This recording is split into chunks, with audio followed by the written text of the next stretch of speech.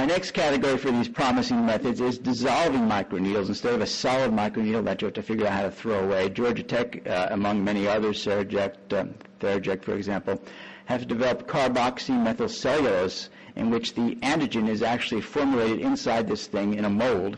And you can see them here. They're quite sharp, and they stand up 750 micrometers, or basically 3/4 of a millimeter. You put them onto the patient in a patch, and within minutes, if you pull it off, it's almost all dissolved from the patient's own body moisture. In other words, they're very hygroscopic. You'd have to wrap them in foam.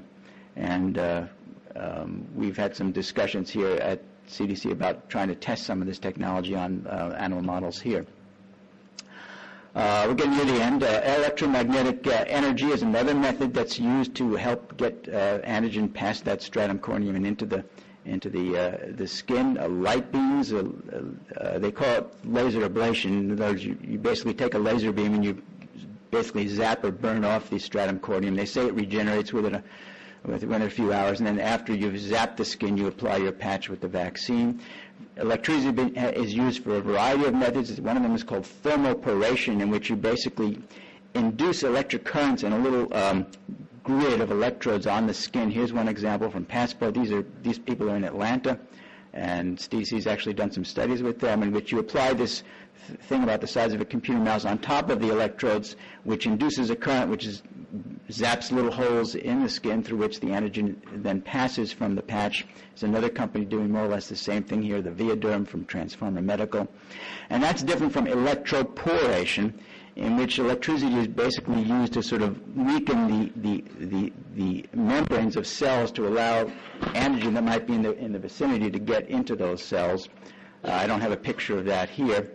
Electroosmosis is another technique in which if you have non-charged molecules, you can put them into a solvent, and then a little electric current carries the vaccine into the skin. I probably should have reversed these. And iontophoresis is the more common one, in which if you have charged molecules, which are your vaccine, you have this little patch goes on the skin. There's a battery inside and a negative terminal at one end and a positive terminal at the other, and you start the battery, and it slowly creates an electrophoretic type effect to carry the vaccine into the skin. You can also use radio frequency waves and heat. And finally, some people have actually used ultrasound to help weaken the layers of the skin and let the vaccine in. This is almost at the end. This is actually the last one. I call this gas-mediated kinetic deposition. This is actually a fairly established company that's now owned by Pfizer. PowderMed used to be independent, in which they use helium gas to actually blow at supersonic speeds the vaccine into the skin. The gas is here, the cassette holding the drug is here, and then this is the nozzle against the skin. I've experienced what this feels like, but without any drug inside, and it really is painless. And they either have RNA, DNA-coated gold beads, which they call particle-mediated epidermal delivery, or they have actual vaccine antigens reformulated to be the right size and shape to be carried by the supersonic gas. They call that epidermal powder immunization.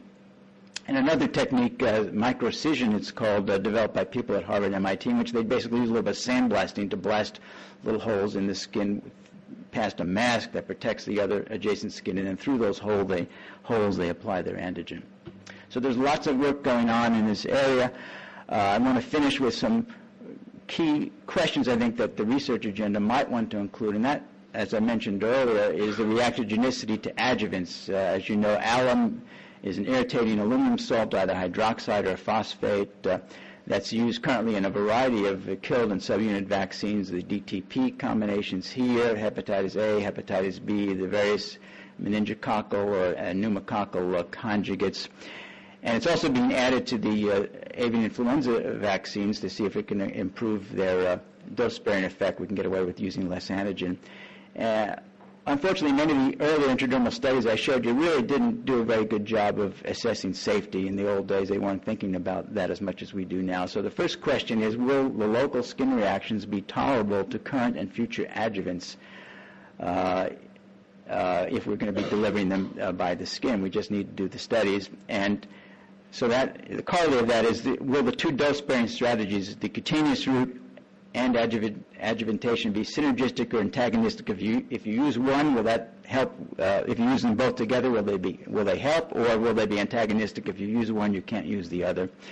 And the other question is, how tolerable will be some of the new adjuvants that are out there, Novartis's MF59 and GSK's AS adjuvant family, RTSS, and so forth, used in malaria vaccines and other vaccines. How tolerable will they be if we try to deliver them into the skin? So that's one question I'd like to see answered. Another one is immunogenicity. A lot of those studies I showed you are quite old. We don't really have those formulations anymore. How will the current formulations be used in the various populations we'd like to protect? So we really need to redo a lot of those studies. Earlier I implied this research question, which is, we know we have a lot of expensive but much needed products for the developing world that are polysaccharide vaccines, Hib, the various pneumococcal and meningococcal conjugate vaccines. Would any of these be immunogenic and safe given cutaneously and be economical in reduced, in other words, would they be, let me start that again. Can any of them be immunogenic and safe given cutaneously in economical reduced doses? If we give the same dose, then there's no point. But if we can get away with using a smaller dose, maybe that would lower their cost. And finally, study design. Many of the ID studies lack a reduced dose arm going into the control IM or subQ compartment in addition to the full dose one. But we really need to find out whether the cutaneous route really makes a difference, or it could be that where you are on the dose response curve, that the same reduced dose might have worked just fine, IM or subQ. So that would help answer the question, is the intradermal method really dose sparing? And the correlate, would a reduced dose into the traditional IM or subQ compartments work just as well? And I thank you for your attention. I'm just a minute too late. Sorry about that. Thank you.